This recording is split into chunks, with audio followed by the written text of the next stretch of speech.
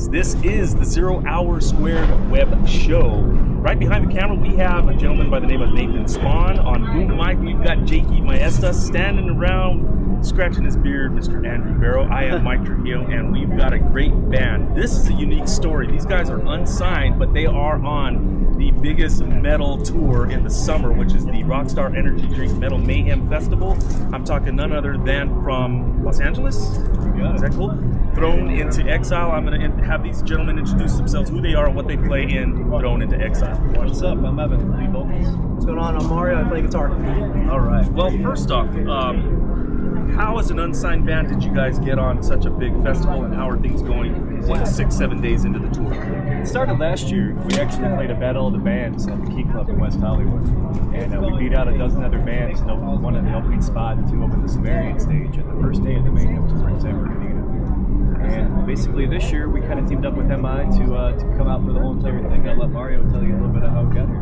Cool. At that point, keep in mind, Musicians Institute has always been a huge sponsor of Mayhem, but not on the level like this. And then when the conversation came about doing something huge, and like, how about an MI stage? The vice president of the school, Jose Farrell, was a huge metalhead. I was like, yes, absolutely, let's do this. I mean, keep in mind, on campus you have so much metal, it's ridiculous. Like, a lot of kids love it. So the school is, bringing it in and like, let's cater to these guys. And both MI staff and Mayhem staff were like, why not Throw into Exile be a band to showcase MI, since you have alumni members in the band. And when we got the opportunity, the offer, we're like, of course we'll do it. We'd love to, Dream come true for all of us. Right. First tour as a band. How long have you guys been together, and how did Thrown into Exile come about with the rest of the members? This band started on myself and my other guitar player, Colin Reed, 2 years ago in 2011. We had a different lineup of vocals for about a couple months. Then around, I want to say July, August, Evan came into the photo, and I mean, I never forget the day. So it was just like last week when he walked into that studio, our rehearsal spot. And keep in mind, I had to look up, this is the big fucking dude. And I didn't even need to hear it. I'm like, this is the fucking guy. And we started, riding away, and his first show was when I was opening for Chimera and Revocation. And ever since, it's been smooth sailing. Thankfully, everyone's on the same page. We all like to work hard. We all do pay-to-play shows, and we just keep going and going. Yeah, that's where it's been for the past year and a half. I think it was like 22 shows or so. Anything going in the SoCal area, any of those international metal bands that we felt were coming through that we wanted to open up for, we called their booking agency, we called their managers. We made sure that we would sign contracts to sell 40, 50, 60 tickets to that show. There's nothing wrong with paying to play. For us, we were going to do it. We were going to do it to open up for International X, not to play with other local bands.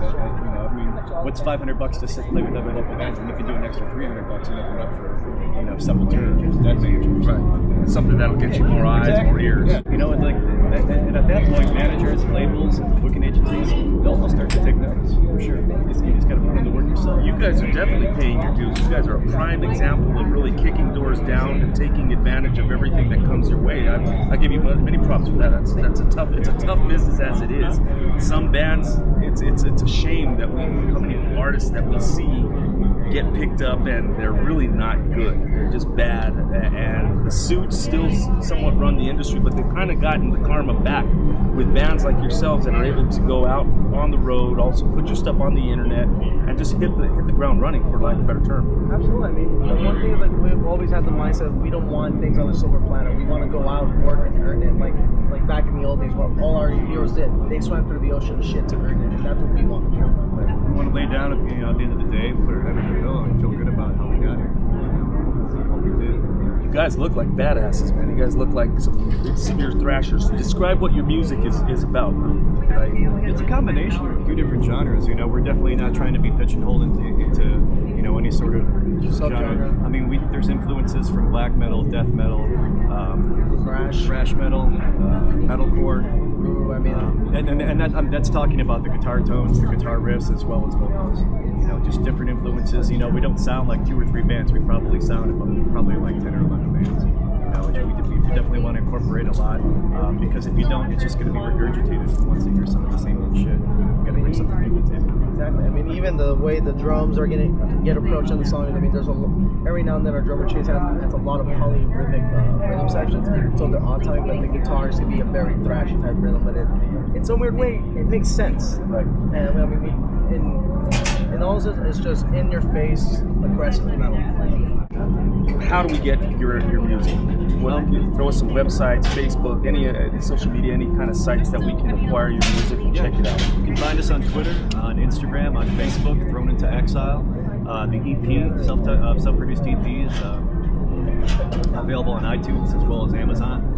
The single from that EP, Not Alone, is on daily rotation on Series 6 of Metal.